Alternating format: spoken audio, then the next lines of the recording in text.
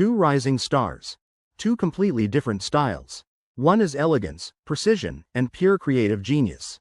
The other is power, movement, and unstoppable impact. But here's the question every Real Madrid fan is asking. Can Los Blancos unlock both of them at the same time? Can Arda Güler and Jude Bellingham coexist in the same system? Without losing balance, without sacrificing control, and without limiting each other's brilliance? Today, we break down the formations, the roles, the numbers, and the expert opinions that might just reveal the answer. This is the tactical puzzle Real Madrid must solve. Real Madrid is entering a new era. With Kroos gone, Modric nearing the end, and a new generation demanding the spotlight. The midfield is no longer just about control, it's about evolution. And right at the center of this evolution stand Jude Bellingham and Arda Güler. Two players with sky-high ceilings, but very different roads to greatness.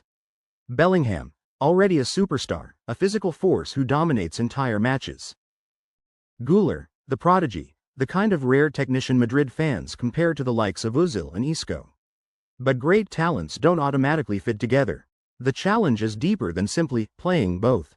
It's about roles, about zones, about whether Real Madrid can build a structure that allows Jude to keep arriving in the box, while giving Arda the freedom to create between the lines without exposing the defense. This debate matters because it's not just about two players. It's about the identity of Real Madrid's future. To understand whether they can play together, we first need to understand who they are on the pitch, and what makes each one unique. Let's start with Jude Bellingham. He isn't just an attacking midfielder. He's a hybrid force, part box-to-box engine, part shadow striker, part emotional leader. Jude doesn't just occupy space, he invades it. Late runs into the box, physical duels, transitions at full speed, he influences every vertical channel from defense to attack. Now, contrast that with Arda Güler. Where Jude is power, Arda is precision. A pure technician. A player who can pause the game, shift the tempo with a single touch, and find passing angles most midfielders can't even see.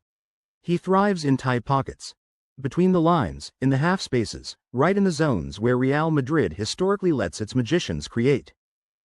But here's the key. Their strengths don't clash, they separate naturally.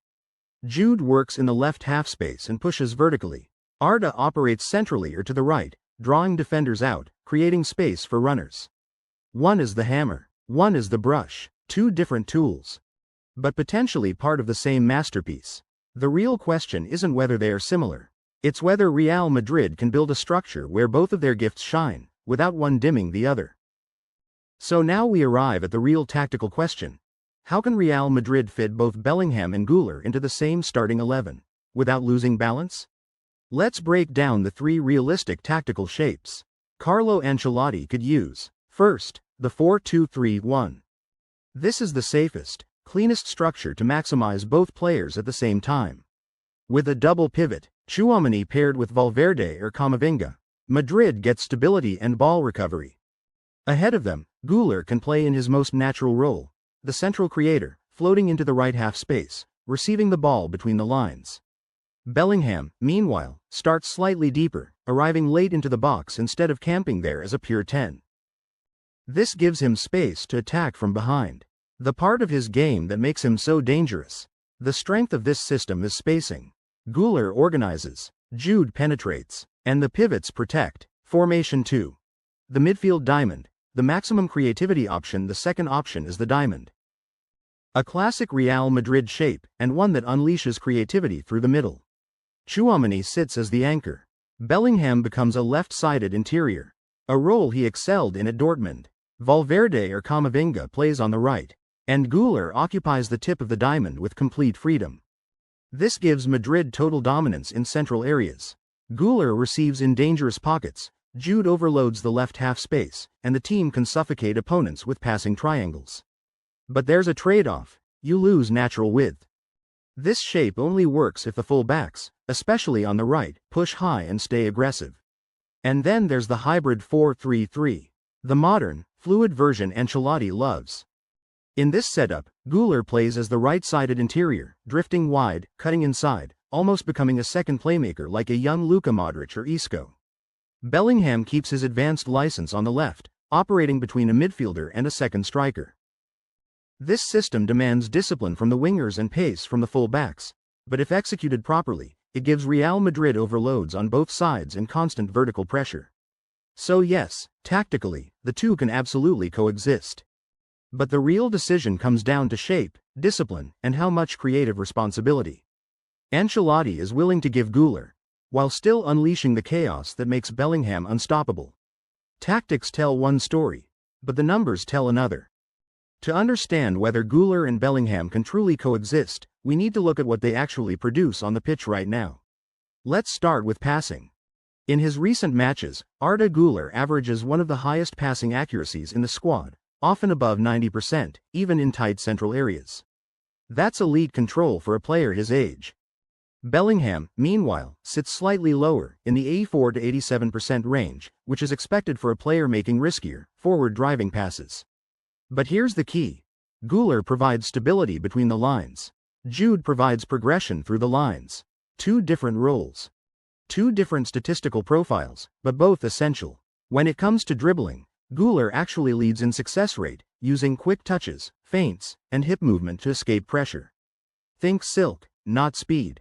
Bellingham, however, leads in volume. He attempts more carries, breaks more lines, and forces defenses to collapse inward with his physical drives.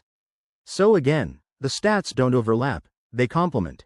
And now, the most revealing statistic of all, their heat maps. Bellingham operates primarily in the left half space, arriving late into dangerous areas just behind the striker. Güler's heat map, meanwhile, lights up the right half space and the central pockets between the midfield and attack. There is almost no zone conflict. They naturally occupy different corridors. This is a crucial sign that the two can share the pitch without stepping on each other's zones. So what do the numbers tell us? Güler is the finesse, the precision, the control. Bellingham is the force, the penetration, the chaos. And statistically, they are not redundant. They are opposite profiles that could fit together far more easily than many fans expect. Spanish experts are clear. Güler and Bellingham can coexist, but only if roles are defined and midfield balance is maintained. Álvaro Benito suggests, a diamond midfield maximizes their strengths. Guillem Balagué adds, Güler needs freedom between the lines, while Bellingham must keep his forward runs. The takeaway? Real Madrid has the talent, it just needs the right structure to unlock it. So, should Madrid take the risk and start both? The answer is yes, but only with discipline and smart positioning. Comment below with your dream formation, and don't forget to subscribe for more in-depth tactical analysis.